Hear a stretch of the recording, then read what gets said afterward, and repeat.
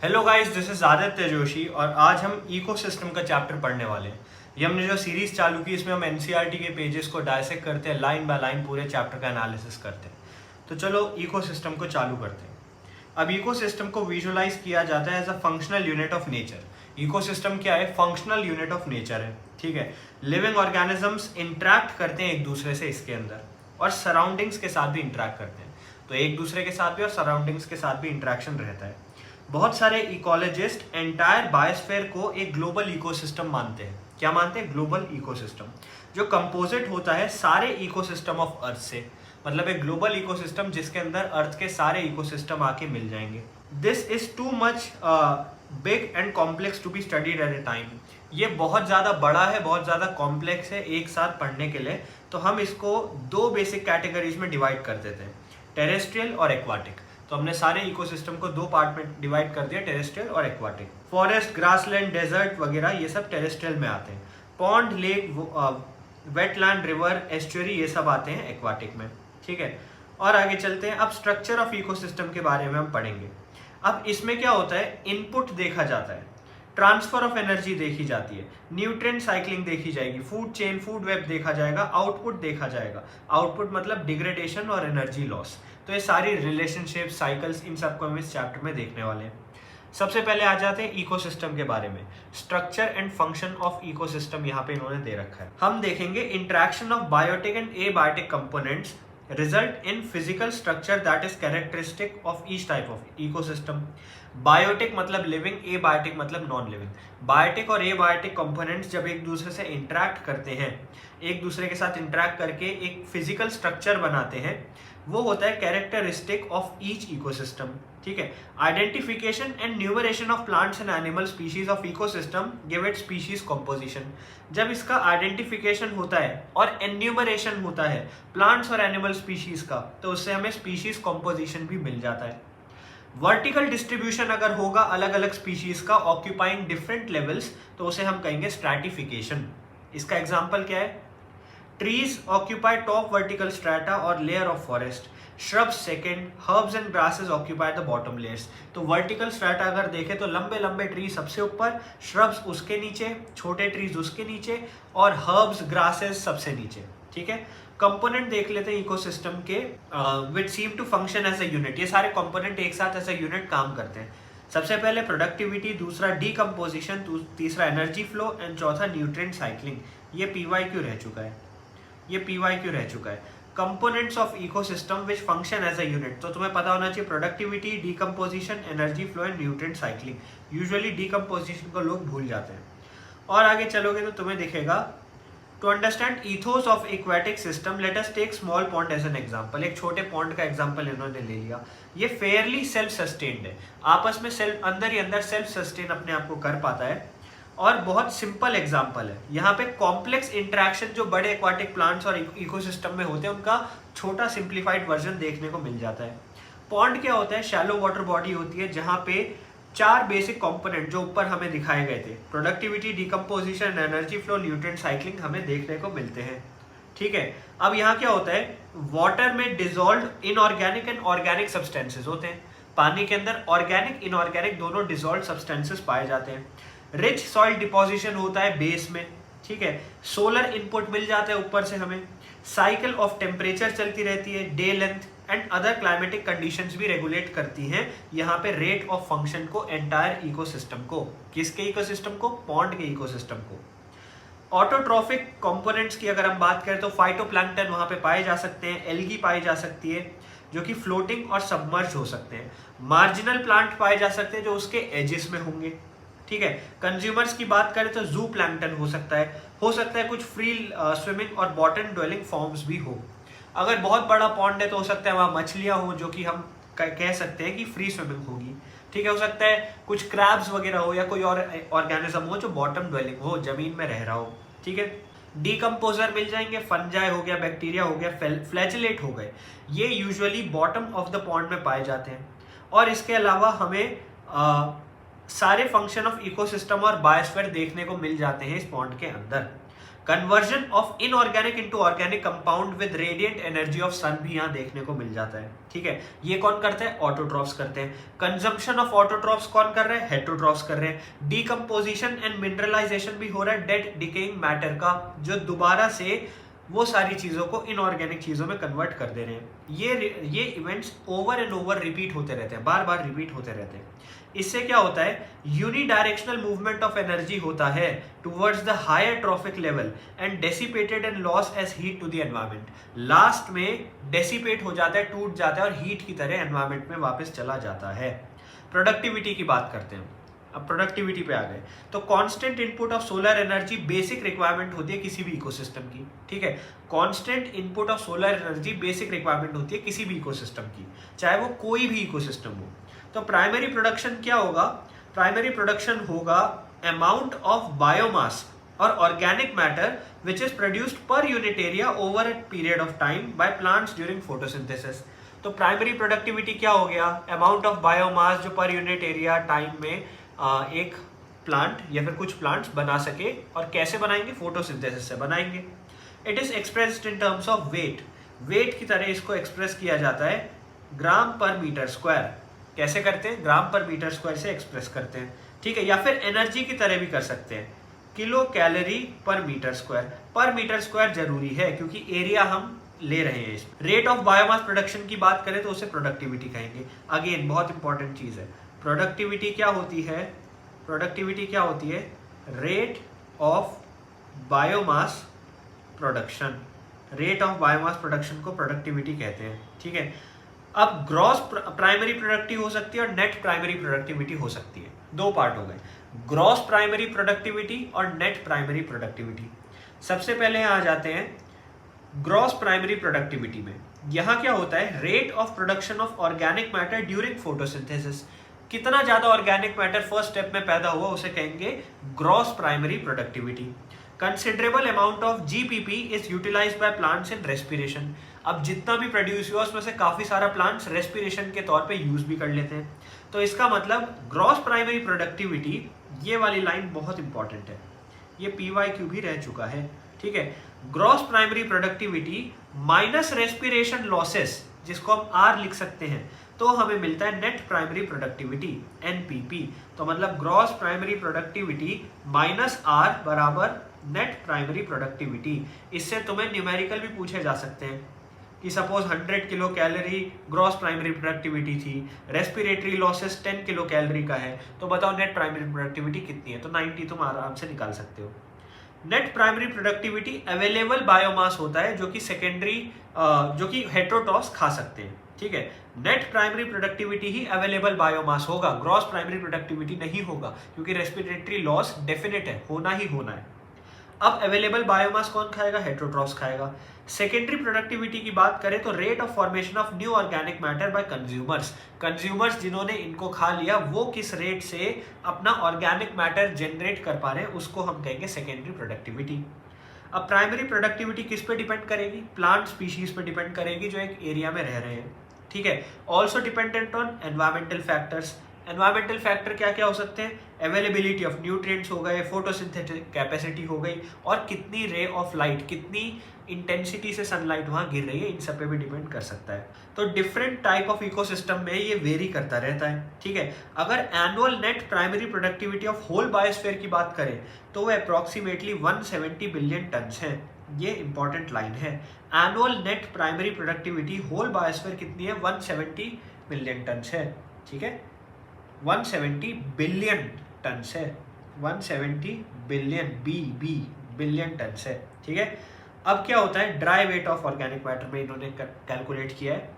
Despite occupying about 70% of surface, productivity of oceans is only 55 billion ton. ठीक है, ये भी इंपॉर्टेंट चीज है। ओशियंस की कितनी है? 55 बिलियन टन। ठीक है, अब आ जाते हैं डीकम्पोजिशन में।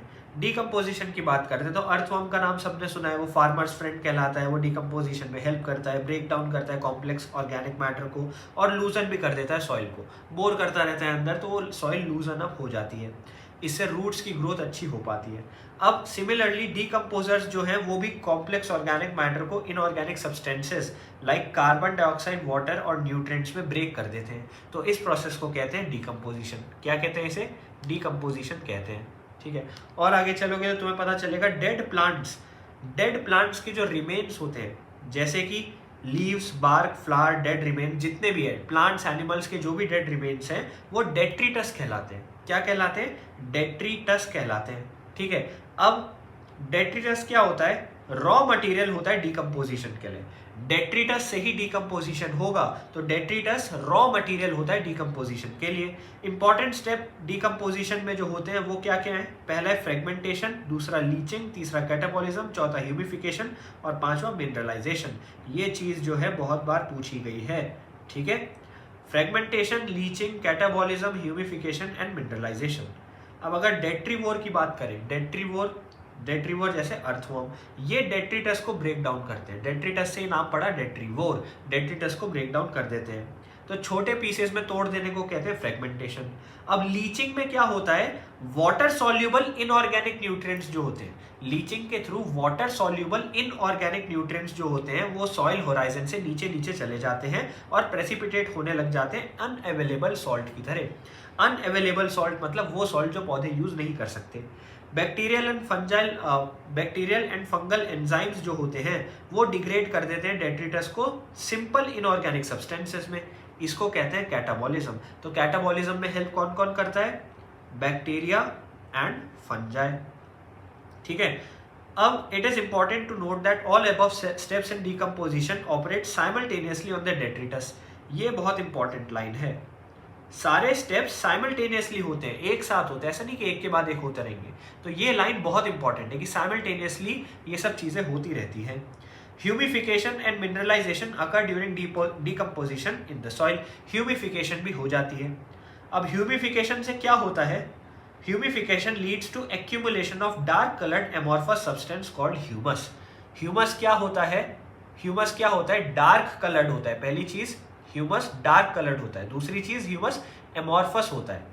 तो ह्यूमिफिकेशन से जो चीज फॉर्म हो रही है वो तुम्हें पता होनी चाहिए। Dark coloured amorphous substance humus, जो हाईली रेजिस्टेंट होता है माइक्रोबियल एक्शन में। माइक्रोबियल एक्शन का इस पे कोई यूज नहीं हो पाता, हाईली रेजिस्टेंट होता है। वो अंडरगो करता है decomposition at extremely slow rate. तो ह्यूमस बहुत स्लो रेट से डीकम्पोज करता है। कोलॉइडल इन नेचर होता है, तो रिजर्वॉयर ऑफ न्यूट्रिएंट्स की तरह भी काम कर पाता है। ह्यूमस को फर्दर डिग्रेड करने के लिए कुछ माइक्रोब्स काम करते हैं और रिलीज करते हैं इनऑर्गेनिक न्यूट्रिएंट्स को। अब इस प्रोसेस को कहते हैं मिनरलाइजेशन। तो मिनरलाइजेशन किस पे वर्क कर रही है? ह्यूमस पे। और वहां से क्या हो रहा है? वहां से इनऑर्गेनिक न्यूट्रिएंट्स को रिलीज कर रहे हैं। ठीक है, और आगे चलोगे तो पता चलेगा डीकम्पोजिशन ऑक्सीजन रिक्वायरिंग प्रोसेस होता है। डीकम्पोजिशन कैसा प्रोसेस है? जिसमें ऑक्सीजन की रिक्वायरमेंट हाई रहती है। इसका मतलब rate of decomposition controlled by chemical composition and oxygen availability. ठीक है, तो एक तो यही हो गया केमिकल कंपोजिशन ऑफ डेट्रिटस, और दूसरा क्लाइमेटिक फैक्टर। क्लाइमेटिक फैक्टर में ऑक्सीजन भी आ जाएगा। तो इसका मतलब डेट्रिटस जिसको डीकम्पोज करना है वो किस स्ट्रक्चर से बना है, किस चीज से बना है, वो बहुत डिटरमाइन करेगी कि वो किस रेट से डीकम्पोज होगा। ठीक है, decomposition rate is slower if detritus is rich in lignin and chitin या फिर काइटिन। लिग्निन और काइटिन अगर होगा तो रेट कम हो जाता है। ठीक है, अगर तुम्हें रेट बढ़ाना है डीकम्पोजिशन का तो rich in nitrogen and water soluble substances रखो, जैसे कि शुगर। अगर नाइट्रोजन और शुगर होगा तो रेट वही इंक्रीज हो जाएगा। ठीक है, टेम्परेचर और सॉइल मॉइस्चर भी इंपॉर्टेंट चीजें होती हैं। टेम्परेचर थोड़ा सा ज्यादा रहेगा तो बेटर तरीके से डीकम्पोजिशन हो सकता है। ठीक है, और आगे चलो, warm and moist environment favours decomposition. Warm थोड़ा सा गर्म और मॉइस्ट एनवायरनमेंट डीकम्पोजिशन में हेल्प करता है, वेयरएज ठंडा एनवायरनमेंट या फिर एनारोबिक कंडीशंस डीकम्पोजिशन को प्रोहिबिट करती हैं, इनहिबिट करती है, मतलब वो चाहती है कि ऐसा ना हो। अब यहाँ पे तुम्हें एक डायग्राम दिख रहा है, इस डायग्राम को तुम देख सकते हो, वही चीज़ें सिंपल कैसे क्या होता है। तो ये फ्लो चार्ट तुम एक बार देख लो। और आगे चलो तो यहाँ आ गया एनर्जी फ्लो। एनर्जी फ्लो एक यूनिवर्सल लॉ है, एनर्जी फ्लो हर जगह होना ही होना है, ये बात तुम याद रखना। अब एनर्जी फ्लो क्या है, कैसे काम करता है, तुम देखोगे।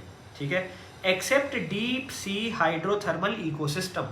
डीप सी, समुद्र के बिल्कुल अंदर जो पाए जाते हैं हाइड्रोथर्मल वाटर एंड हीट वाले इकोसिस्टम, उनको छोड़ के sun is the only source of energy for all ecosystems. उनको छोड़ के अगर बाकियों की बात करें तो सन ही मेन सोर्स ऑफ एनर्जी है। ठीक है, इंसिडेंट सोलर रेडिएशन में से less than 50% photosynthetic active radiation होता है। लेस देन 50%, ये PYQ है। तुमसे पूछेंगे कितना, तो लेस देन 50% ही फोटोसिंथेटिकली एक्टिव रेडिएशन PAR होता है। ठीक है, plants and photosynthetic bacteria autotrophs, ये जो होते हैं सन की रेडिएशन एनर्जी को लेते हैं और फूड बनाते हैं सिंपल इनऑर्गेनिक मटेरियल से। प्लांट जो है खाली 2 से 10% ऑफ PAR ही कैप्चर कर पाता है। प्लांट्स खाली 2 to 10% of PAR photosynthetically active radiation को ही कैप्चर कर पाते हैं, बाकियों को नहीं कर पाते, जो कि बहुत स्मॉल अमाउंट ऑफ एनर्जी है और यही पूरे एंटायर लिविंग वर्ल्ड को सस्टेन कर रही है। ठीक है, तो बहुत जरूरी है ये जानना कि एनर्जी जो कैप्चर करता है प्लांट्स और ऑर्गेनिजम्स, वो किस तरीके से करते हैं और एनर्जी कैसे ट्रांसफॉर्म होती है। यूनिडायरेक्शनल फ्लो ऑफ एनर्जी होता है, एक ही डायरेक्शन में चलता रहेगा, ऐसा नहीं पहले यहाँ है फिर यहाँ से यहाँ चला गया। ठीक है, और आगे चलो। Ecosystem are not exempt from second law of thermodynamics. Second law of thermodynamics क्या है तुम्हें पता होना चाहिए। ये कह रहे हैं second law of thermodynamics ecosystem follow करता है। ये ट्रू और फॉल्स में, असर्शन और रीजन में पूछ सकते हैं। Second law of thermodynamics ecosystem follow करता है कि नहीं। They need a constant supply of energy to synthesise, constant amount of energy to synthesize molecules they require to counteract the universal tendency towards increasing disorderness। देखो, universal tendency होती है disorder की, disorderness की तरफ जाने के लिए, तो उससे दूर हटने के लिए, ऑर्डरनेस, ऑर्डरली बिहेवियर से जीवन जीने के लिए तुम्हें एनर्जी चाहिए। एनर्जी का कांस्टेंट इनपुट होना चाहिए, ये बात याद रखो। ठीक है, ये बात तुम याद रखो, तो तुम्हें समझ आ गया कि ये भी भाई हमारे थर्मोडायनेमिक्स को के थ्रू ही चलता है। अब और आगे चलोगे तो green plants in ecosystem producer कहलाते हैं। यार सिंपल चीज़ है, टेरेस्ट्रियल इकोसिस्टम में हर्बेशियस, वुडी प्लांट्स ये सब पाए जाते हैं। अब भाई तुम्हें समझ आना चाहिए प्रोड्यूसर कौन होते हैं, ग्रीन प्लांट्स होते हैं। आगे चलो, फूड चेन, फूड वेब के बारे में तुमने पढ़ा है, और अगर हम प्रोड्यूसर की बात करें तो प्रोड्यूसर से ही फूड वेब की, फूड चेन की शुरुआत होती है। ठीक है, वेब जो होते हैं वो एनिमल और प्लांट एक दूसरे पे खाना खाते रहे तो वेब फॉर्म हो जाता है। यार ये क्या सिंपल चीज़ें हैं, इनको एक्सप्लेन करने में मज़ा नहीं आ रहा। भाई फूड चेन, फूड वेब तुम्हें पता है। फूड चेन क्या है, एक सिंगल चेन चलती रहे। फूड वेब क्या है, 2-4 चेन मिल जाए आपस में, यहाँ वहाँ सब खा रहे हैं, लेकिन याद रखना यूनिडायरेक्शनल फ्लो ऑफ एनर्जी दोनों में होती रहेगी। ठीक है, इंटरडिपेंडेंसी की तरफ से फॉर्म होता है, और no energy trapped inside organism remains in it forever. अगर कोई एनर्जी किसी ऑर्गेनिज्म के अंदर आ भी जाती है तो वो फॉरएवर उसके अंदर नहीं रहेगी, वो नेक्स्ट ऑर्गेनिज्म में चली जाएगी, और मर जाएगा तो डेसिपेट हो जाएगी। ठीक है, डेथ ऑफ ऑर्गेनिज्म भी एक बिगिनिंग है डेट्रिटस फूड चेन की। अब कंज्यूमर की बात करें तो भाई कंज्यूमर वो है जो कुछ खाता है। अगर प्लांट वाली सिंपल चेन की बात करूँ तो प्लांट प्रोड्यूसर है और डियर जो है वो कंज्यूमर है। सिंपल चीज़ है। डियर जो होता है वो हेट्रोट्रॉफ भी है क्योंकि वो कंज्यूमर है, वो खुद से नहीं बना सकता खाना। अगर और आगे चलते हैं, अगर प्लांट्स को खा रहा है तो हर्बीवोर है, प्लांट्स को नहीं खा रहा है तो कार्निवोर है। अब कार्निवोर भी अलग अलग टाइप के हो सकते हैं। Consumers that feed on herbivores are carnivores और प्राइमरी कार्निवोर्स। प्राइमरी कार्निवोर्स वो होते हैं जो डायरेक्टली हर्बीवोर्स को खाते हैं, वो प्राइमरी कार्निवोर्स कहलाते हैं। यहाँ क्या लिखा है, यहाँ लिखा है प्राइमरी हर्बीवोर्स को खाते हैं। ये मत बोल देना प्रोड्यूसर्स को खाते हैं, क्योंकि वो तो हर्बीवोर्स ही हो गए ना। ठीक है, प्राइमरी कार्निवोर वो हो गए जो डायरेक्ट हर्बीवोर्स को खाते हैं। फॉर एग्जांपल यहाँ पे दोबारा दिखा देता हूँ, ये है ग्रास। ग्रास को खाया डियर ने, डियर को खाया लायन ने। तो लायन जो है वो है प्राइमरी कार्निवोर, डियर जो है वो है प्राइमरी हर्बीवोर। प्राइमरी हर्बीवोर जैसी कोई चीज़ ही नहीं होती, सिंपल हर्बीवोर होता है, क्योंकि भाई हर्बीवोर हर्बीवोर को तो खाएगा नहीं, ये हर्बीवोर। ये क्या है, ये है प्रोड्यूसर। ये क्या है, ये है प्रोड्यूसर, याद रखो। ठीक है, अब सेकेंडरी कार्निवोर क्या है, सेकेंडरी कार्निवोर वो चीज़ है जो प्राइमरी कार्निवोर को खा ले, जो इसको खा ले वो सेकेंडरी कार्निवोर हो जाएगा।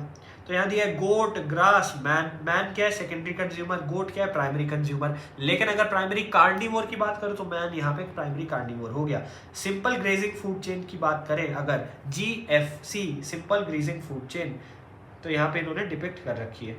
और आगे चलो, अब डेट्रिटस फूड चेन पे आ गए। अलग अलग फूड चेन हम देख रहे थे, अब डेट्रिटस वाली फूड चेन पे आ गए। यहाँ पे क्या होता है, डेड ऑर्गेनिक मैटर से ये स्टार्ट होती है, डीकम्पोजर से बनी हुई है, हेटरोट्रॉफिक वो होते हैं, फंजा और बैक्टीरिया मेन पार्ट्स हैं उनके, एनर्जी और न्यूट्रिएंट रिक्वायरमेंट्स मीट करने के लिए डिग्रेडेटिंग डेड ऑर्गेनिक मैटर पे वो खाना खाते हैं, जिनको कहते हैं डेट्रिटस। इनको सैप्रोट्रॉफ भी कहते हैं, सैप्रोट्रॉफ भी कहते हैं। सैप्रोट्रॉफ मतलब, सैप्रो मतलब डिकम्पोज, सैप्रो मतलब डिकम्पोज, ठीक है। और आगे चलो, डीकम्पोजर्स डाइजेस्टिव एंजाइम्स को सिक्रीट करते हैं जो डेड और वेस्ट मैटर को सिंपल इनऑर्गेनिक मटेरियल में कन्वर्ट कर देता है और वो इनको फिर एब्जॉर्ब करने लग जाते हैं। एक्वाटिक इकोसिस्टम में क्या होता है, जीएफसी मेजर कंडक्ट होता है एनर्जी फ्लो का। एक्वाटिक इकोसिस्टम में जीएफसी से बहुत ज़्यादा एनर्जी फ्लो में आ जाती है। टेरेस्ट्रियल इकोसिस्टम की बात करें तो much larger fraction of energy flows through detritus food chain than through GFC. GFC क्या था, ग्रेजिंग फूड चेन थी, तो ग्रेजिंग फूड चेन से ज़्यादा एनर्जी जो है डेट्रिटस फूड चेन के थ्रू जाती है। फूड वेब की बात करते हैं। फूड वेब अभी भी मैंने तुमने बताया था, बहुत सारी फूड चेन आपस में मिल जाएंगी, सब कुछ हो जाएगा, तो उसके बाद फूड वेब बनने लग जाएगा, ठीक है। Organisms occupy place in natural surroundings और in community according to their feeding relationships with other organisms. भाई एक हायरार्की चलती है, उस हायरार्की के हिसाब से हर ऑर्गेनिज्म चलता है। अब देखो यहाँ पे लिखा था ऑर्गेनिज्म फूड चेन में या फूड वेब में एक स्पेसिफिक लोकेशन को लिए बैठे हैं, एक स्पेसिफिक हायरार्की होती है, एक स्पेसिफिक पोजीशन होती है, उस पोजीशन को कहते हैं ट्रॉफिक लेवल, ठीक है। स्पेसिफिक प्लेस होती है फूड चेन में जिसे कहते हैं trophic level.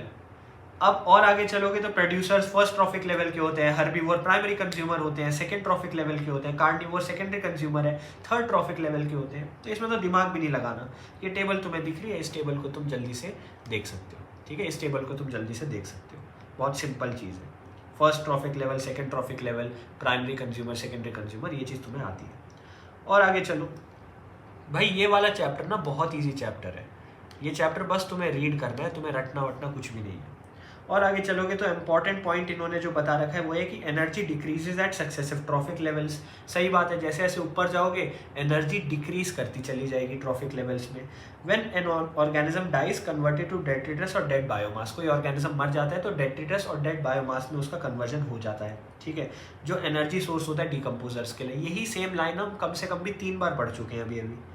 Organism at each trophic level depend on those on lower trophic level, common sense. और आगे चलो, ईच ट्रॉफिक लेवल में certain mass of living matter होता है जिसे कहते हैं स्टैंडिंग क्रॉप। अब याद रखना, स्टैंडिंग क्रॉप, स्टैंडिंग क्रॉप क्या होती है याद रखना, सर्टेन मास। स्टैंडिंग क्रॉप क्या है, certain mass of living material, living material जो एक पर्टिकुलर टाइम पे पाया जाए एक ट्रॉफिक लेवल में, उसे कहेंगे स्टैंडिंग क्रॉप। स्टैंडिंग क्रॉप को मेजर किया जाता है मास ऑफ लिविंग ऑर्गेनिजम्स के तौर पे। किसके तौर पे, मास ऑफ लिविंग ऑर्गेनिजम्स, जिसको कहते हैं बायोमास, या फिर नंबर ऑफ यूनिट एरिया। एक यूनिट एरिया में कितना है, कितने नंबर से, या तो वैसे कर लो, अगर थोड़े बहुत है तो नंबर काउंट कर लो, नहीं तो तुम बायोमास काउंट कर सकते हो।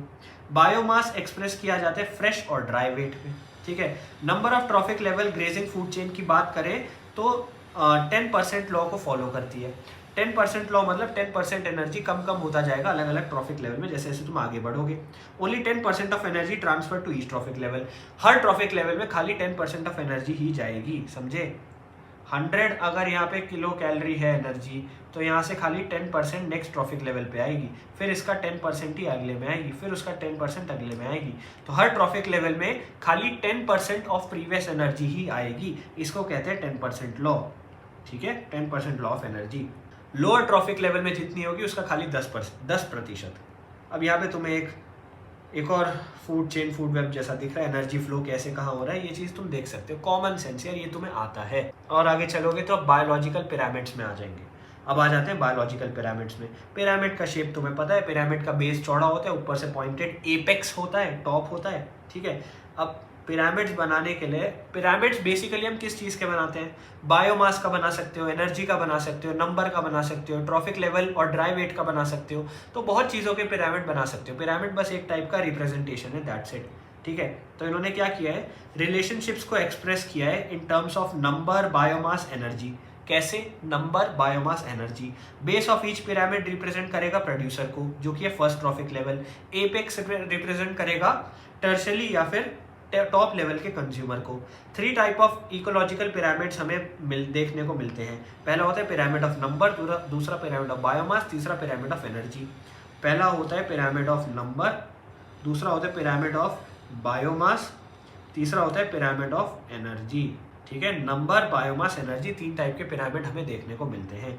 पहला पिरामिड जो दिख रहा है ये दिख रहा है पिरामिड ऑफ नंबर्स।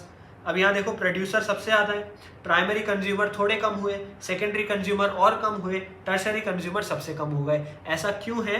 क्योंकि भाई 10% लॉ फॉलो हो रहा है एनर्जी का। एनर्जी कम है तो भाई नंबर ऑफ ऑर्गेनिज्म जो सस्टेन कर सकते हैं उन लोगों में से वो भी कम है, राइट।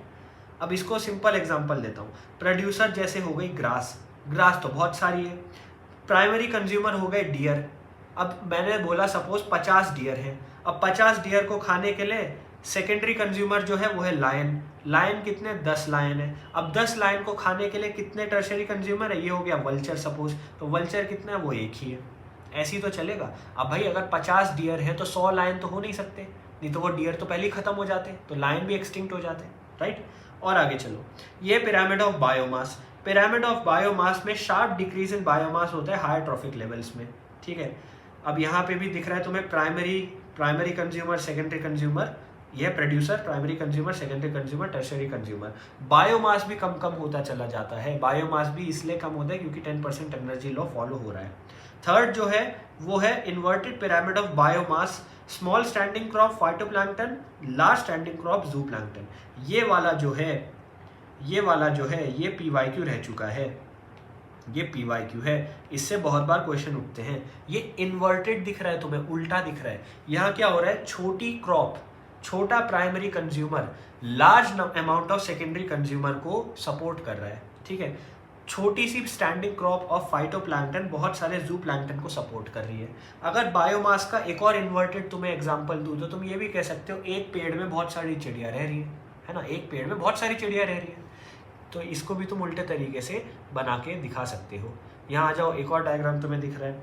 यहाँ पे क्या है? आइडियल पिरामिड ऑफ एनर्जी दिख रहा है। अब इसका 10% ये है, इसका 10% ये है, इसका 10% ये है, तो 10% ही ऊपर जा रहा है, तो इसको कहते हैं 10% एनर्जी लॉ दिखाने वाला पिरामिड।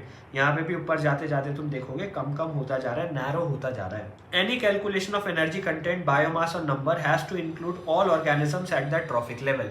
बहुत इंपॉर्टेंट लाइन है। तुम ऐसे ही कुछ भी कैलकुलेट नहीं कर सकते अगर तुम सारे ऑर्गेनिजम्स को नहीं लोगे, तो सारे ऑर्गेनिजम्स को लेना, अकाउंट करना जरूरी है। No generalisations will make true if we only take few individuals. ऐसा नहीं हो सकता कि एक ट्रॉफिक लेवल में टाइगर भी है, लायन भी है, लेपर्ड भी है और हम खाली लायन को लेके चले, तो फिर वो फॉल्स इन्फॉर्मेशन होगी। तो कंप्लीट करने के लिए हमें सब कुछ लेना जरूरी होता है। One must remember that trophic level represents functional level. Trophic level एक फंक्शनल लेवल को रिप्रेजेंट करता है, not species. Trophic level functional level को रिप्रेजेंट करता है, स्पीशीज को नहीं करता है, कंफ्यूज नहीं होना है। A given species may occupy more than one trophic level in the same ecosystem, ठीक है, at the same time.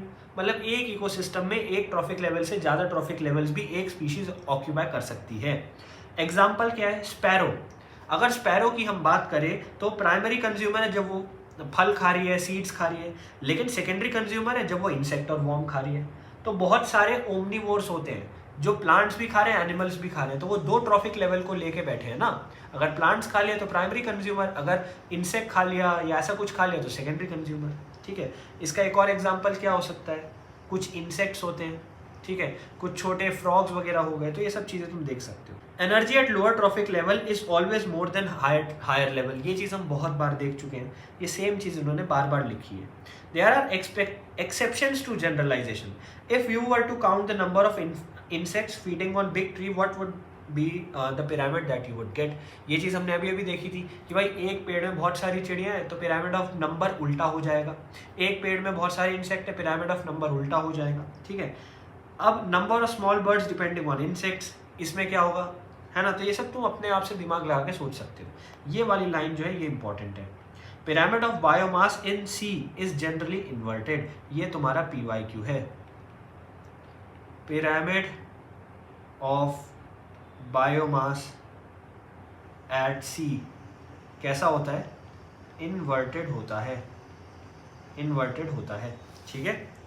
Biomass of fish बहुत ज़्यादा होता है as compare to phytoplankton. Biomass of fish बहुत ज़्यादा होता है as compare to phytoplankton. Pyramid of energy always upright. Pyramid of energy always upright. Assertion, reason and statement based questions में पूछा जाता है, ट्रू एंड फॉल्स में पूछा जाता है। Pyramid of energy always upright, ऊपर का एपेक्स छोटा ही होगा, बेस बड़ा ही होगा, ठीक है। नेक्स्ट ट्रॉफिक लेवल में एनर्जी कम ही होती रहती है, लॉस्ट एज हीट वगैरह, ठीक है, ये चीज़ तुम्हें आती है। और आगे चलोगे, there are certain limitations of ecological pyramids. Ecological pyramids की कुछ लिमिटेशंस होती हैं, कुछ नेगेटिव्स हैं, वो क्या है? पहली चीज़, does not take into account the same species belonging to 2 और मोर ट्रॉफिक लेवल। भाई अगर एक स्पीशीज 2 से ज़्यादा ट्रॉफिक लेवल को लिए बैठी है तो उनके बारे में नहीं बता पाएंगे। सिंपल बात है, मैंने तुम्हें बताया था कुछ ओमनिवोर्स होते हैं जो प्लांट्स भी खाते हैं, एनिमल्स भी खाते हैं, तो उनके बारे में तो नहीं बता सकते ना ट्रॉफिक लेवल की किस में आएगा। Second cheese, assumes a simple food chain, बिल्कुल सिंपल फूड चेन को एज्यूम करके चलता है। Something that almost never exist in nature, ऐसी चीज़ नेचर में कभी एग्जिस्ट करती नहीं है। Does not accommodate a food web, food web के बारे में नहीं बताता। एंड सैप्रोफाइट्स को तो कोई जगह ही नहीं दी है भाई इकोलॉजिकल पिरामिड में, सैप्रोफाइट्स को कोई जगह ही नहीं दी है। तो ये सारे नेगेटिव पॉइंट्स हैं, ये याद रखना। अब आ जाते हैं इकोलॉजिकल सक्सेशन में, किसके बाद क्या क्या आता रहता है। सक्सेशन का मतलब ये होता है, सक्सेशन में सिंपल चीज़ है, बेयर रॉक, बेयर जगह से हम चालू करेंगे जहाँ अभी तक कुछ भी नहीं हुआ है, ठीक है। क्या होता है, कंपोजिशन और स्ट्रक्चर बहुत इंपॉर्टेंट कैरेक्टरिस्टिक्स होती है किसी भी कम्युनिटी की, ठीक है। चेंजिंग एनवायरनमेंट में ये चेंज हो सकती हैं। अब ये चेंज जो है ऑर्डरली और सीक्वेंशियल होता है, ऑर्डर से चलता है और एक सीक्वेंस को फॉलो करता है। क्या होता है, ऑर्डर से चलता है और एक सीक्वेंस को फॉलो करता है। और आगे चलो, और आगे चलो, यहाँ पे एक चीज़ और तुम्हें देखने को मिलेगी, ग्रेजुअल और फेयरली प्रिडिक्टेबल चेंज होता है। कैसा चेंज होता है, ग्रेजुअल और फेयरली प्रिडिक्टेबल, ठीक है। सक्सेशन की बात करें तो यहाँ पे क्या होता है, इकोलॉजिकल सक्सेशन होता है। इकोलॉजिकल सक्सेशन, एक के बाद एक आते रहते हैं लोग, तो उसके बारे में भी हम देखने वाले हैं।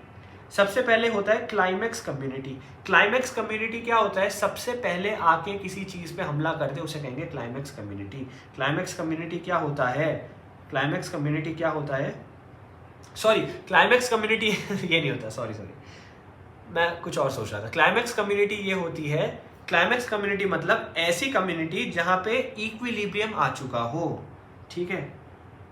क्लाइमेक्स कम्युनिटी वो होती है जहां इक्विलिब्रियम आ चुका हो, क्लाइमेक्स कम्युनिटी वो होती है जहां इक्विलिब्रियम आ चुका हो, ठीक है। अब क्लाइमेक्स कम्युनिटी तक सबको पहुंचना है, क्योंकि फाइनली क्लाइमेक्स कम्युनिटी आती है, तो कैसे पहुंचते हैं उस सक्सेशन को हम देखने वाले हैं। सक्सेशन में बहुत सारी सीरीज आती है, entire sequence of community that successively change in given area, इसको कहते हैं सीरीज, ठीक है। सीरीज कहते हैं, सीरी कहते हैं, पूरी सीक्वेंस जो होती है कम्युनिटी की जो चेंज होती रहती है। Individual transitional communities are termed as seral stages और सेरल कम्युनिटीज। इंडिविजुअल जो होती है जो चेंज होती रहती है उन्हें सेरल स्पीशीज, सेरल कम्युनिटीज कहते हैं। प्रेजेंट डे कम्युनिटीज की बात करें तो वो इसलिए हुआ क्योंकि सक्सेशन होता रहा मिलियन ऑफ ईयर्स में। सक्सेशन और एवोल्यूशन जो है पैरेलल प्रोसेस रहे होंगे, सक्सेशन और एवोल्यूशन पैरेलल प्रोसेस रहे होंगे। ये अगेन स्टेटमेंट बेस्ड क्वेश्चन के लिए इंपॉर्टेंट है। True and false, identify the true and false में ये पूछ लेते हैं। तो सक्सेशन एंड एवोल्यूशन जो है पैरेलल प्रोसेस रहे होंगे। सक्सेशन जो है वो एक एरिया में स्टार्ट होता है जहाँ पे कोई भी लिविंग ऑर्गेनिज्म नहीं प्रेजेंट होगा। तो हो सकता है या तो कभी भी एग्जिस्ट ना किया हो जैसे बेयर लॉक, या फिर हो सकता है कभी एग्जिस्ट किया हो लेकिन वहाँ से सारे ऑर्गेनिजम्स मर गए, एक्सटिंक्ट हो गए हो। तो पहली चीज़ को कहते हैं प्राइमरी सक्सेशन, प्राइमरी सक्सेशन जिसमें आज तक कोई रहा ही नहीं था। दूसरे को कहते हैं सेकेंडरी सक्सेशन, सेकेंडरी सक्सेशन जहाँ लोग रहे थे लेकिन सडनली कुछ ऐसा हुआ कि सब लोग चले गए। एग्जाम्पल की बात करें तो प्राइमरी सक्सेशन का क्या होता है, newly cooled lava, bare rock, newly created pond, reservoir, वो सारी चीज़ें प्राइमरी सक्सेशन में आ जाती हैं। सेकेंडरी सक्सेशन की बात करें, कहीं आग लग गई होगी, कुछ हो गया होगा, तबाही मच गई, वहाँ के सारे ऑर्गेनिजम्स मर गए, बेयर रॉक की तरह वहाँ हो गया, तो उसको सेकेंडरी सक्सेशन कह सकते हैं। Natural process take several 100 to 1000 years to produce fertile soil on bare rock. Secondary succession मैंने अभी भी बता दिया, नेचुरल बायोटिक कम्युनिटीज डिस्ट्रॉय हो गई हो, जैसे फायर वगैरह से हो सकती है, फ्लड वगैरह से हो सकती है, ठीक है। इकोलॉजिकल सक्सेशन की बात करें तो इसके डिस्क्रिप्शन के लिए चेंज इन वेजिटेशन का जानना ज़रूरी है। वेजिटेशन चेंज होती रहती है। वेजिटेशनल चेंज जो है वो फूड और शेल्टर को भी इफेक्ट करता है एनिमल्स के। इसकी वजह से क्या होता है, जैसे जैसे सक्सेशन प्रोसीड होता रहता है, जैसे जैसे सक्सेशन आगे बढ़ता है, number and type of animal and decomposer change होते रहते हैं। Number and type of animals and decomposer change होते रहते हैं। बहुत बार प्राइमरी और सेकेंडरी सक्सेशन में नेचुरल और ह्यूमन इंड्यूस डिस्टर्बेंसेस हो जाती हैं, जैसे कि फायर, डिफॉरेस्टेशन वगैरह, जो एक सेरल स्टेज को उससे पहले वाले सेरल स्टेज में कन्वर्ट कर देंगी। सिंपल चीज़ है, कभी कभार बहुत मुश्किल से बेयर रॉक में कुछ उगा, उसके बाद नेक्स्ट स्टेज में पहुंचा, लेकिन वहाँ दोबारा फायर हो गई, नेचुरल कैलामिटी हो गई, या हमने कुछ ऐसा कर दिया कि वो दोबारा पिछले वाले स्टेज में पहुँच गया। अब सक्सेशन ऑफ प्लांट्स पे आ जाते हैं। यहाँ से बहुत क्वेश्चन उठते हैं, तो ये नीट के हिसाब से इंपॉर्टेंट टॉपिक है, नीट के हिसाब से इंपॉर्टेंट टॉपिक है। अब अगर पहले तो ये जानो, हाइड्रार्च, जेरार्च, ऐसे दो टाइप की कम्युनिटीज और सक्सेशंस हो सकते हैं, ठीक है। सबसे पहली बात, कहाँ से शुरुआत कर रहे हैं? अगर हम वाटर से शुरुआत कर रहे हैं या फिर ड्राई एरिया से कर रहे हैं। अगर वाटर से करेंगे तो हाइड्रार्च सक्सेशन हो गया, मतलब वेट एरिया से मीडियम एरिया में आना। जेरार्च मतलब ड्राई एरिया से मीडियम एरिया में आना। तो दोनों में मेसिक कंडीशंस में आते हैं। मेसिक मतलब बीच की कंडीशन, मेसिक मतलब मीडियम कंडीशन, ठीक है। Hence both hydrarch and जेरार्च condition जो है वो मीडियम वाटर कंडीशन, मेसिक कंडीशन में लीड करती हैं। अब सक्सेशन जो होता है बेयर रॉक में, उसको कहते हैं पायनियर स्पीशीज। पायोनियर स्पीशीज की बात कर रहा था पहले मैं, क्लाइमैक्स की जगह मैंने गलती से ये बोल दिया था। पायोनियर स्पीशीज वो होती हैं जो सबसे पहले जाके कहीं पे अटैक मारे, सबसे पहले जो चली जाए उन्हें पायोनियर स्पीशीज कहते हैं। प्राइमरी सक्सेशन जो होता है लाइकन करते हैं यूजुअली। बेयर रॉक्स में सबसे पहले जो अटैक मारते हैं वो होते हैं लाइकन। कौन? लाइकन, ठीक है। अब लाइकन क्या करते हैं? ऐसी एसिड निकालते हैं जो रॉक्स को डिसॉल्व कर सकती है। लाइकन रॉक्स तक को डिसॉल्व कर सकते हैं, वेदरिंग और सॉइल फॉर्मेशन में हेल्प कर सकते हैं, ठीक है। उनके बाद क्या होता है, स्मॉल प्लांट्स आते हैं जैसे कि ब्रायोफाइट्स, जो कि ज़्यादा होल्ड कर सकते हैं सॉइल को, और उनके बाद हायर प्लांट्स आने लगते हैं जिनके और स्टेजेस पार होने के बाद अल्टीमेटली एक स्टेबल क्लाइमैक्स कम्युनिटी फॉरेस्ट वहाँ फॉर्म होने लग जाता है। क्लाइमैक्स कम्युनिटी जो है वो स्टेबल रहेगी as long as environment remains unchanged. जब तक एनवायरमेंट अनचेंज रहेगा तब तक स्टेबल रहेंगी। एनवायरमेंट चेंज हो गया तो वो चेंज हो जाएंगी। अगर समय मिला तो जेरिक हैबिटेट या फिर हाइड्रार्च हैबिटेट दोनों मेसोफिटिक हैबिटेट पे कन्वर्ट हो जाएंगे। ड्राई से मीडियम या फिर वेट से मीडियम, दोनों मीडियम में ही आके रुकेंगे। प्राइमरी सक्सेशन इन वाटर अगर होता है तो पायोनियर्स जो होते हैं वो होते हैं फाइटोप्लैंक्टन। मतलब हाइड्रार्च में पायोनियर स्पीशीज क्या है? फाइटोप्लैंक्टन। वो रिप्लेस कर दी जाती हैं रूटेड सबमर्ज प्लांट से। पहले आता है फाइटोप्लैंक्टन, फिर आते हैं रूटेड सबमर्ज प्लांट्स, उसके बाद आते हैं रूटेड फ्लोटिंग एंजियोस्पर्म्स, फिर आते हैं फ्लोटिंग फ्री फ्लोटिंग प्लांट्स, फिर आते हैं रीड स्वैम्प, और फिर आता है मार्श मीडो, ठीक है। लास्ट में आता है स्क्रब और फाइनली ट्रीज। तो तुम कैसे लिख सकते हो? पहले क्या था? पहले था फाइटोप्लैंक्टन, ठीक है। फिर क्या आया? फाइटोप्लैंक्टन के बाद क्या आया? रूटेड सबमर्ज्ड, ठीक है। फिर तीसरे नंबर पे क्या आई? रूटेड फ्लोटिंग, ठीक है। ये सीक्वेंस तुम्हें नीट में पूछा हुआ है, PYQ है ये, ढंग से सुनो। Rooted floating. फिर चौथे नंबर पे क्या आया? फ्री फ्लोटिंग, ठीक है। पांचवें नंबर पे क्या आया? रीड स्वैम्प हो गया या फिर मार्श मीडो हो गया। और लास्ट नंबर पे क्या आया? स्क्रब या फिर ट्रीज आने लग गए। ये हो गया लास्ट का नंबर। तो ये तुम्हें याद रखिए, सबसे पहले फ्री फ्लोटिंग फाइटोप्लैंक्टन थे, फिर रूटेड सबमर्ज थे, फिर रूटेड फ्लोटिंग थे, फिर फ्री फ्लोटिंग थे, फिर रीड स्वैम्प, मार्श मीडो, स्क्रब, और फिर लास्ट में ट्रीज आने लग गया। सेकेंडरी सक्सेशन में क्या होता है? स्पीशीज जो इन्वेड करती है वो डिपेंड करेगी on the condition of soil, availability of water and environment में। ऑल्सो द सीड्स और अदर प्रोपेग्यूल्स प्रेजेंट, किस टाइप के सीड्स वगैरह प्रेजेंट है इस पे भी डिपेंडेंसी आएगी। सॉइल जो है वो ऑलरेडी प्रेजेंट होती है यहाँ सेकेंडरी सक्सेशन में, सॉइल ऑलरेडी प्रेजेंट होती है, हमें स्क्रैच से नहीं बनानी पड़ती। तो इसका मतलब क्लाइमैक्स थोड़ी जल्दी आ जाता है, क्लाइमेटिक कम्युनिटी जल्दी फॉर्म हो जाती है। अगर हम प्राइमरी सक्सेशन की बात करें तो बहुत स्लो प्रोसेस है, हजारों साल भी लग सकते हैं।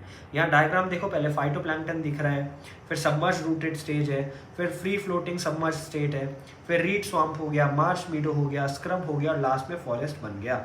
ये बहुत इंपॉर्टेंट था। क्लाइमैक्स रीच करने में हजारों साल बन सकते हैं अगर हम प्राइमरी सक्सेशन दिखा रहे हैं। अब आ जाते हैं न्यूट्रिएंट साइक्लिंग में, ठीक है। इसके बाद तुम्हारा चैप्टर खत्म ही होने वाला है, अंतिम सांसें ले रहा है तुम्हारा चैप्टर, अंतिम सांसें ले रहा है। अब क्या होता है न्यूट्रिएंट साइक्लिंग में, सबसे पहली चीज अमाउंट ऑफ न्यूट्रिएंट जैसे कि कार्बन, नाइट्रोजन, फॉस्फोरस, कैल्शियम वगैरह जो सॉइल में प्रेजेंट हो एट एनी गिवन टाइम, इसको कहते हैं स्टैंडिंग स्टेट। दो चीजें इस चैप्टर में, एक है स्टैंडिंग क्रॉप और एक है स्टैंडिंग स्टेट। स्टैंडिंग स्टेट जो है वो न्यूट्रिएंट्स की बात करता है और स्टैंडिंग क्रॉप जो है वो ऑर्गेनिक मैटर की बात करता है। ये बात तुम याद रखना, ठीक है। और आगे चलोगे, सीजनल बेसिस पे ये वेरी करता रहता है अलग अलग इकोसिस्टम्स में। अब इंपॉर्टेंट टू अप्रिशिएट ये है कि nutrients which they are never lost from ecosystem, nutrients कभी भी इकोसिस्टम से लूज नहीं होते हैं, वो रिसाइकल होते रहते हैं अगेन अगेन अगेन इनडेफिनेटली, ठीक है। अब मूवमेंट ऑफ न्यूट्रिएंट जो है वो वेरियस कंपोनेंट ऑफ इकोसिस्टम के थ्रू होता है और उसको कहते हैं न्यूट्रिएंट साइक्लिंग। न्यूट्रिएंट साइक्लिंग का एक और नाम जो है वो है जियोकेमिकल साइकिल, जियोकेमिकल साइकिल या फिर bio geochemical cycle, bio geochemical cycle, bio geochemical cycle, तीन वर्ड यूज हुए। बायो मतलब लिविंग, जियो मतलब रॉक्स, एयर, वाटर, ठीक है, और न्यूट्रिएंट साइक्लिंग, केमिकल मतलब केमिकल्स, और न्यूट्रिएंट साइक्लिंग लास्ट में है। तो ये दो टाइप की होती है, गैसियस और सेडिमेंट्री। न्यूट्रिएंट साइक्लिंग किस टाइप की होती है, गैसियस और सेडिमेंटरी, या तो गैसियस फॉर्म में होगा या सेडिमेंट होके होगा, तो दो टाइप की तुम्हें पता है। अब सबसे पहले यहाँ पे तुम्हें साइकिल दिख रही है, इसको ढंग से देख लेना, बहुत सिंपल चीज़ है, it is not worth explaining, बहुत सिंपल चीज़ है, इससे कभी भी क्वेश्चन ऐसा नहीं है, लेकिन तुम्हें पता होना चाहिए, सिंपल है ये बहुत, ठीक है। और आगे चलोगे, reservoir of various gaseous type of nutrient cycling जैसे नाइट्रोजन, कार्बन साइकिल वगैरह एटमॉस्फेयर में होता है। सेडिमेंट्री साइकिल का रिजर्वायर जो कि सल्फर और फॉस्फोरस साइकिल होती है वो होता है अर्थ क्रस्ट में। ये इंपॉर्टेंट चीज़ है, यहाँ से क्वेश्चन उठ रखा है, ये PYQ है, याद रखो। गैसियस साइकिल का रिजर्वायर जो है वो एटमॉस्फेयर में होगा। गैसियस साइकिल के कंपोनेंट्स क्या हैं, nitrogen cycle and carbon cycle. और जो सेडिमेंट्री साइकिल है जैसे कि sulphur cycle and phosphorus cycle, इनका रिजर्वायर है अर्थ की क्रस्ट में, ठीक है। एनवायरमेंटल फैक्टर्स जैसे कि सॉइल, मॉइस्चर, पीएच, टेम्परेचर वगैरह रेगुलेट करेंगे rate of release of nutrients में, जिस रेट से वो एटमॉस्फेयर या फिर एनवायरमेंट में चला जाएगा। और आगे चलते हैं, इकोसिस्टम में कार्बन साइकिल की बात करते हैं। अब बहुत सिंपल है, कार्बन साइकिल, फॉस्फोरस साइकिल और लास्ट में इकोसिस्टम सर्विसेज, दैट सेट, फिर ये चैप्टर खत्म। इकोसिस्टम सर्विसेज से बहुत क्वेश्चन आते हैं, याद रखना, इकोसिस्टम सर्विसेज से बहुत क्वेश्चन आते हैं। कार्बन साइकिल की बात करते हैं, अंतिम सांसें ले रहा है चैप्टर। कार्बन में क्या होता है, कार्बन कंस्टिट्यूट करता है 49% of dry weight of organisms. 49% of dry weight of organism जो है वो कार्बन के थ्रू है। Next only to water, water के बाद सेकेंड चीज यही है, ठीक है। If we look at total quantity of global carbon, 71% carbon जो है वो ओशियन में डिजोल्व है। ओशियनिक रिजर्वायर जो है वो रेगुलेट करता है amount of carbon dioxide in atmosphere, क्योंकि सबसे ज्यादा ओशियन में है 71%। फॉसिल फ्यूल की बात करें तो वो भी एक रिजर्वायर ऑफ कार्बन है, ठीक है। कार्बन साइक्लिंग जो है वो एटमॉस्फेयर के थ्रू होती है, ओशियन के थ्रू भी होती है and living and dead organisms के थ्रू भी होती है। एक एस्टिमेट के अनुसार 4 × 10 की power 13 kg of carbon fixed annually in biosphere through photosynthesis. ये फोटोसिंथेसिस के थ्रू फिक्स हो जाता है एनुअली इतना फोटोसिंथेसिस के थ्रू फिक्स होने लग जाता है, ठीक है। Considerable amount of carbon returns to atmosphere as CO2, बहुत सारा एटमॉस्फेयर में वापस आ जाता है एज CO2 रेस्पिरेटरी एक्टिविटीज की वजह से। डिकम्पोजर्स जो है वो भी बहुत ज़्यादा कंट्रीब्यूशन करते हैं CO2 पूल में by processing of waste material and dead organic matter, ठीक है। Amount of carbon lost due to sediment and remove from circulation, कुछ अमाउंट ऑफ कार्बन जो है वो सेडिमेंट्स के तौर पे चला जाता है और सर्कुलेशन की साइकिल से बाहर आ जाता है, फिर वो सर्कुलेट नहीं होता है। Would, forest fire, burning of would, forest fire, combustion, ये सब भी बहुत ज़्यादा रिलीज करते हैं CO2, ये सब तुम्हें पता है, कॉमन सेंस है। ह्यूमन एक्टिविटीज़ ने बहुत ज़्यादा इन्फ्लुएंस कर दिया कार्बन साइकिल को। हम deforestation, burning of fossil fuel, forest fires, बहुत चीज़ें कर रहे हैं जिसकी वजह से कार्बन साइकिल पे बहुत ज़्यादा इफेक्ट आ गया है। अब आ जाओ फॉस्फोरस साइकिल पे। फॉस्फोरस जो है मेजर कॉन्स्टिट्यूएंट है बायोलॉजिकल मेम्ब्रेन का, न्यूक्लिक एसिड का, सेलुलर एनर्जी ट्रांसफर सिस्टम का। बहुत सारे एनिमल्स जो है उनके लार्ज क्वांटिटी ऑफ फॉस्फोरस चाहिए होता है शेल्स बनाने के लिए, बोन्स बनाने के लिए एंड टीथ बनाने के लिए। नेचुरल रिजर्वायर ऑफ फॉस्फोरस क्या है? रॉक्स। रॉक्स के अंदर फॉस्फोरस प्रेजेंट होता है in the form of phosphates. कैसे? फॉस्फेट के फॉर्म में। रॉक्स को जब वेदर किया जाता है, तोड़ा जाता है, तो बहुत छोटी अमाउंट ऑफ फॉस्फेट डिसॉल्व हो जाती है सॉइल में और यहाँ से वो एब्जॉर्ब होने लगती है प्लांट्स के थ्रू। हर्बीवोर्स और बाकी जो एनिमल्स है वो प्लांट्स के थ्रू ही फॉस्फोरस को ले लेते हैं अपनी बॉडी के अंदर। वेस्ट प्रोडक्ट और डेड ऑर्गेनिजम्स की बात करें तो डिकम्पोज होते हैं और फॉस्फेट सॉल्यूबलाइजिंग बैक्टीरिया जो है वो फॉस्फोरस दोबारा से वहां से ले लेते हैं और सॉइल में मिक्स कर देते हैं।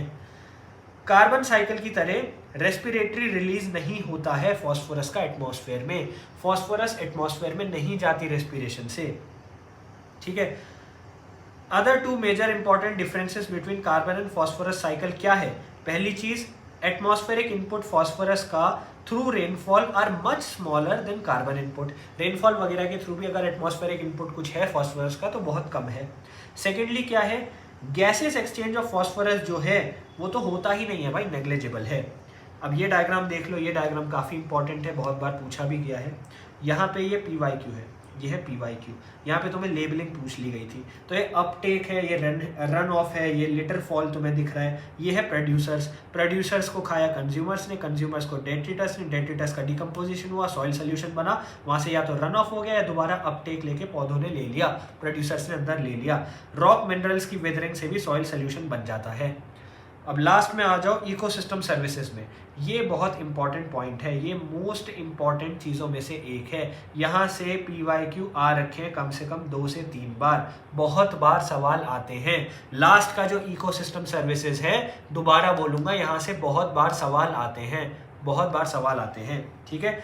यहाँ क्या है? सबसे पहली बात, product of ecosystem processes are termed as ecosystem services. Products जो है इकोसिस्टम से जो मिलते हैं उन्हें इकोसिस्टम सर्विसेज की तरह हमने नाम दे दिया है। फॉर एग्जांपल, हेल्दी फॉरेस्ट क्या क्या करते हैं? हवा प्योरीफाई करेंगे, वाटर प्योरीफाई करेंगे, ड्रॉट्स को हटाएंगे, फ्लड्स को रोकेंगे, न्यूट्रिएंट्स को साइकिल करेंगे, और फर्टाइल सॉइल हमें देंगे, वाइल्ड लाइफ हैबिटेट को जगह देंगे और बायोडाइवर्सिटी मेंटेन करेंगे। बहुत सारी चीज़ें करते हैं वो, ठीक है। यहाँ और भी चीज़ें इन्होंने लिखी है, स्पिरिचुअल वैल्यूज़ भी होती है कुछ जगहों की। तो इन बायोडाइवर्सिटी की सर्विसेज का एस्टीमेट निकालना बहुत डिफिकल्ट है, लेकिन रॉबर्ट कॉन्स्टेंजा, किसने दिया? रॉबर्ट कॉन्स्टेंजा ने, रॉबर्ट कॉन्स्टेंजा ने दिया ये।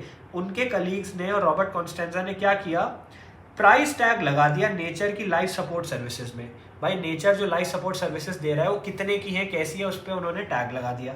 अब यहाँ क्या किया? Average price tag of US $33 trillion a year, $33 trillion an year का प्राइस टैग पहले तो इन्होंने लगा दिया पूरे उसमें, ठीक है, फंडामेंटल इकोसिस्टम सर्विसेज में। अब यहाँ क्या हुआ? ये लार्जली हम ग्रांटेड की तरह टेक करते हैं क्योंकि यार इकोसिस्टम बहुत चीज़ें दे रहा है हमें, नेचर बहुत चीज़ें दे रहा है, कौन ध्यान देता है, वही वाली बात हो गई। Nearly twice value of global gross national product GNP which is 18 trillion. 18 trillion का हमारा ग्लोबल ग्रॉस नेशनल प्रोडक्ट था, उसका ऑलमोस्ट डबल है ये 33 ट्रिलियन जो हमें एनवायरनमेंट से मिलता है, प्राइस टैग जो इन्होंने एनुअली लगा दिया। अब यहाँ क्या होता है? ये वाला पैरा बहुत इंपॉर्टेंट है, ये वाला पैरा सबसे ज़्यादा इंपॉर्टेंट है लास्ट का, इसको ढंग से पढ़ लो। यहाँ क्या लिखा है? Total cost of various ecosystem services में सॉइल फॉर्मेशन 50% है, कंट्रीब्यूशन ऑफ अदर सर्विसेज जैसे recreation and nutrient cycling less than 10% है, और climate regulation and habitat for wild life 6% है। ये चीज़ जो है ये बार बार तुमसे पूछी जाएगी, ये PYQ रह चुका है, ठीक है, दोबारा सुन लो, इसके बाद चैप्टर खत्म है।